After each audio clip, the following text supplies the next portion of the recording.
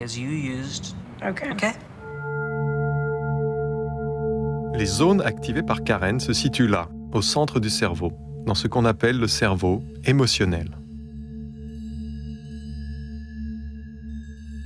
Un cerveau archaïque que nous partageons avec les mammifères et certains reptiles.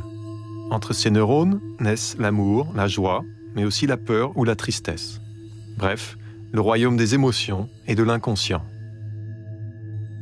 A normal brain would look actually fairly like this. Similar? Fairly similar in that these areas. Le cerveau émotionnel de Karen a été particulièrement sollicité pendant l'expérience, car les photos qu'on lui a montrées ont éveillé en elle du stress. Or, le stress, c'est le talon d'Achille des personnes dépressives, la porte d'entrée où s'engouffre la dépression. Le stress est géré dans le cerveau émotionnel par l'amygdale. C'est elle, le centre de la peur. L'amygdale interprète le stress comme le signe qu'un danger extérieur nous menace. Elle réagit immédiatement en sécrétant des hormones du stress, cortisol et noradrénaline, qui vont accélérer le rythme cardiaque. Objectif, préparer le corps au combat ou à la fuite.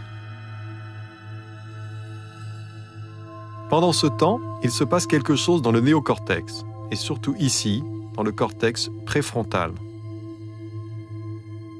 C'est dans cette région que s'élabore la pensée, l'abstraction, le langage, bref, le royaume de la raison et du conscient. Mais réfléchir retarderait les réflexes de survie. Donc, en cas de stress, le cortex préfrontal est débranché par l'amygdale, il s'éteint.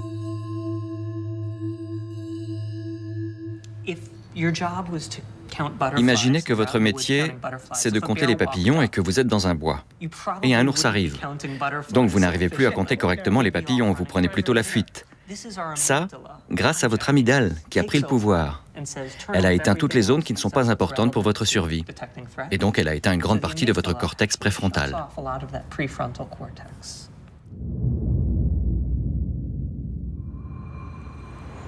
Le problème, c'est que chez les personnes dépressives, l'amygdale est persuadée que le danger est permanent.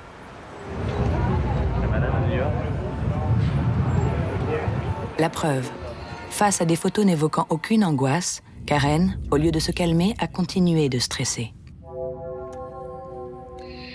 Connectée partout dans le cerveau, son amygdale ici est anormalement active. Elle maintient un stress chronique. Et la dépression, c'est justement ce stress chronique sur lequel le cerveau a perdu tout contrôle.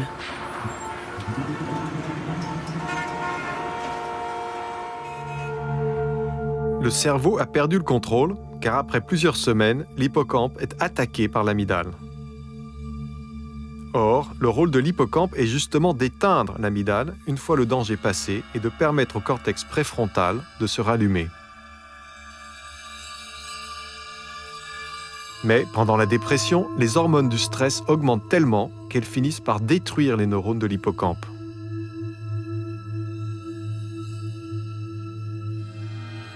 Affaibli, il ne peut plus remplir sa mission.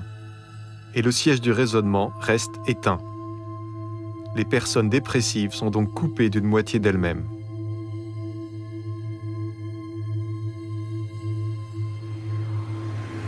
Elles sont emportées par le torrent de leurs émotions que rien ne peut plus canaliser.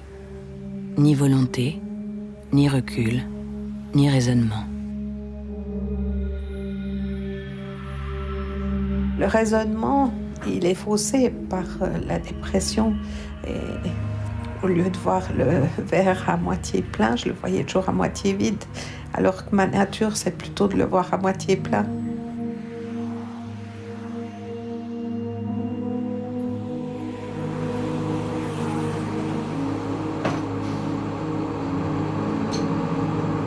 J'arrivais pas à raisonner mes émotions, j'arrivais pas à me motiver puis à me dire, ben voyons, Mélissa, lève-toi, fais quelque chose, prends-toi en main.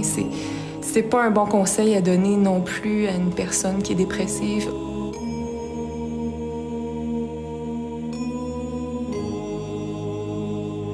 étant donné que le jugement est altéré, c'est très difficile de se recentrer sur une voie vers le bien-être. Il n'y a rien à faire. On a besoin d'aide.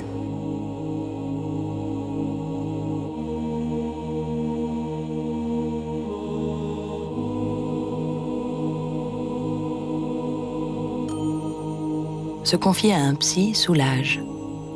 Mais jusqu'à quel point? Les avis divergent. Le problème de traiter la dépression par la psychanalyse, c'est que comme le montrent les études de neurosciences sur des patients déprimés, la région du néocortex responsable du langage est très sous-activée dans la dépression.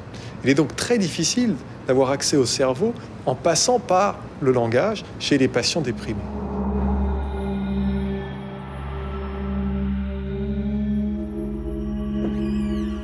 L'autre solution, ce sont les antidépresseurs.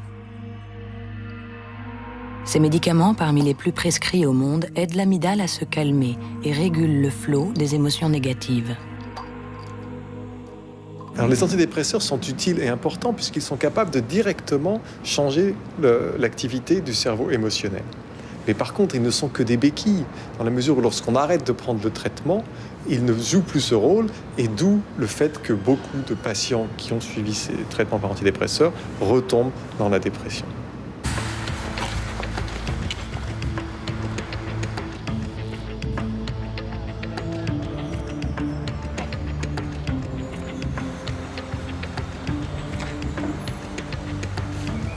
Certains psychiatres proposent donc des solutions différentes pour aider les personnes dépressives.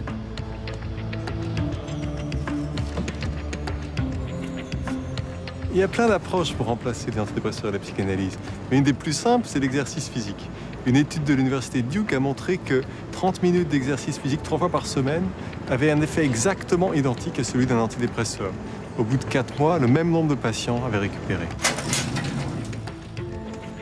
Simplement, quand on regardait, 1 an plus tard, ceux qui s'étaient soignés avec un antidépresseur et avaient arrêté, 1 an plus tard, 40% d'entre eux avaient rechuté.